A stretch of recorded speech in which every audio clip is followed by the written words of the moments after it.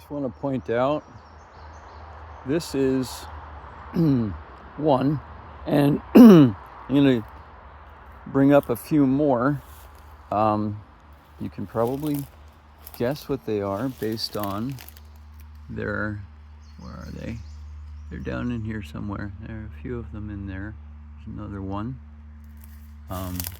Here are some of them.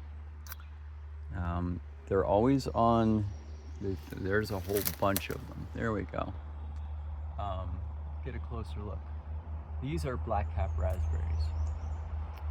They are very well on their way, and they are generally out in mid to late July. Rubus leucodermis, I believe, is the genus and species. So you can look that up. Rubus, R-U-B-U-S, and leucodermis, L-E-U-C-O-D-E-R-M-I-S.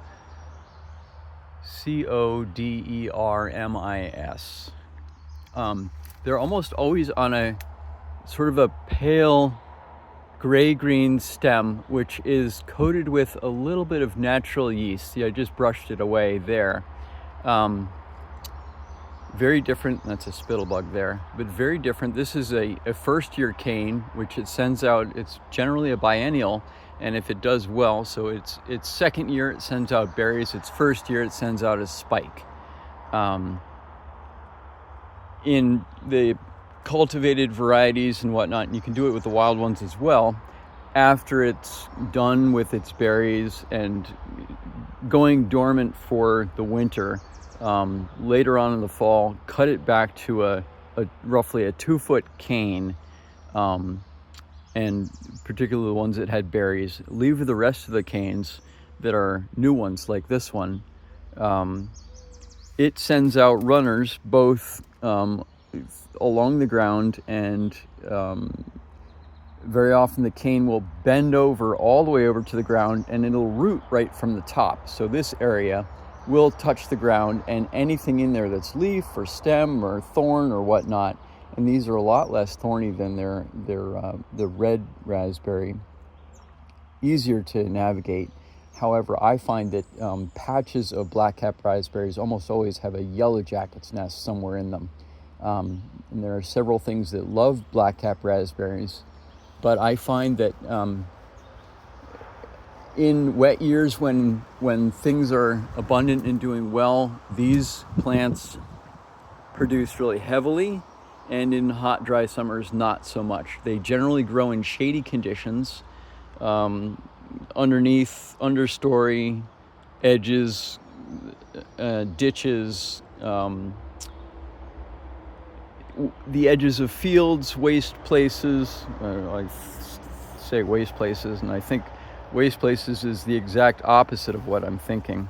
Often in and amongst other things where they can get the bottom of the plant can get shady and so forth, and get plenty of water protection so that it does well. But again, the stem of these is very different than other raspberry. Raspberry stems are generally bright green and very thorny. The blackcap raspberry always has a sort of gray-green and that tinge of white to it, which is the natural yeast that forms also on the berry, which protects it in its as it's growing.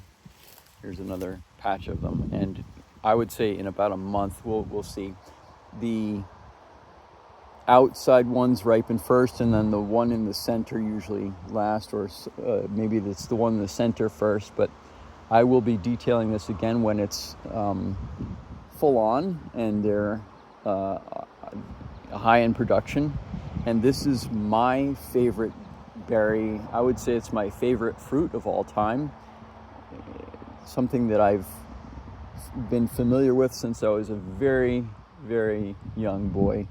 And I remember going out picking blackcap raspberries with my grandmother and my brother when I was really young, we're talking around 4 or 5 years old on up, and coming home with many pounds of them and making blackcap raspberry jam. with just a tiny bit of sugar in it. The pectin in the berry holds itself fairly well to a soft jam. If the desire to have it be really smooth, they are seedy. I know in abundant years when they're really full, they're less seedy than years when it's hot and dry. But just to point out that this is one of my favorite berries, and they are quite delicious. So again, looking through, that's elderberry over there, but down at the, give you an idea, these berries. So that one is getting eaten by something already, or by blight, or something, but give you an idea there. These will be quite large berries, I expect, because we've had a very wet spring so far. The leaf can also be used medicinally. The berries can be used medicinally, and I'll have to look that up and give you more information. I'll do a smaller, shorter video, but I just wanted to point out that these are well along their way, and I'm looking forward to a very abundant Blackcap raspberry season, which I'm looking forward to. Thanks for watching, and stay curious.